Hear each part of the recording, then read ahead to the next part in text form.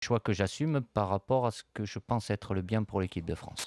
Sin lugar a dudas, convertirse en un goleador de renombre no es tarea fácil. Cada vez el nivel competitivo crece en las canchas del mundo y las líneas defensivas de los equipos con el pasar del tiempo han ido mejorando tanto en su orden como en su agresividad. Es que nadie quiere que le marquen un gol.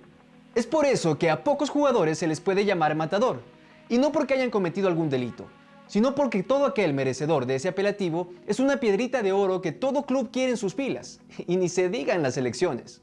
Pues los combinados nacionales son escuadras que se arman la mayor parte del tiempo en 3 o 4 días.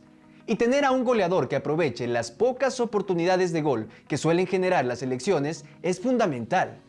Pero a pesar de esto, este equipo, campeón del mundo, decidió dejar de lado a un goleador nato, quitándole la oportunidad de su vida de escribir su nombre en los libros de la historia. Al hablar de matador, hoy en día pensamos en Lewandowski, Suárez, Mbappé o Benzema. Sí, este último fue relegado de la selección campeona del mundo de 2018 en Rusia, pues Francia no lo llamó y disputó el certamen con un solo 9 que no anotó ni un solo gol. Oliver Giroud fue el encargado de darle realce a la posición de delantero en el once francés, y a pesar de que no anotó, nadie extrañaba a Benzema, deseando incluso que siga manteniéndose lejos. Y es que la razón de su separación es justificada para unos y cuestionable para otros. Pues si quieres lograr títulos importantes, es preciso mantener un grupo unido y un camerino sano. El mito del camerino sí existe, y nadie debería romper las reglas de ese santuario para los futbolistas. No es un sitio perfecto, pero de ahí mismo nace lo especial de este lugar que es tan importante como la cancha. El lugar donde se felicita y se critica en privado. Se reconcilian y se pelean por cuestiones del juego, pero nunca es una plaza para la traición. Benzema no entendió todo esto y cometió el peor de los errores, que le quitaría hasta la oportunidad de ganar una Copa del Mundo gracias a sus malas amistades.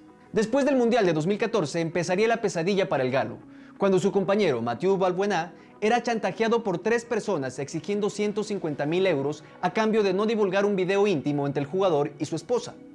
Benzema, aparentemente con buena intención, se acercó al jugador y le dio un número para que se comunique con un amigo de su infancia, que le ofrecía desaparecer el video por completo.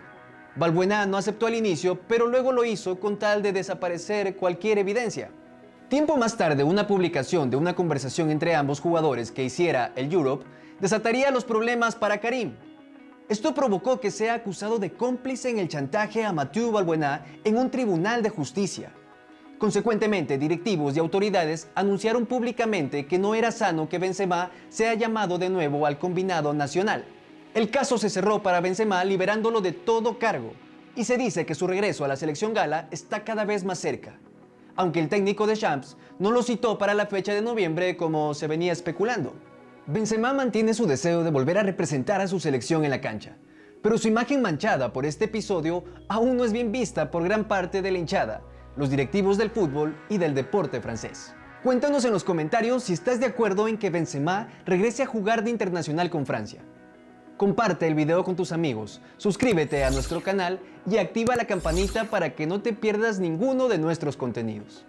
Hasta la vista, futboleros.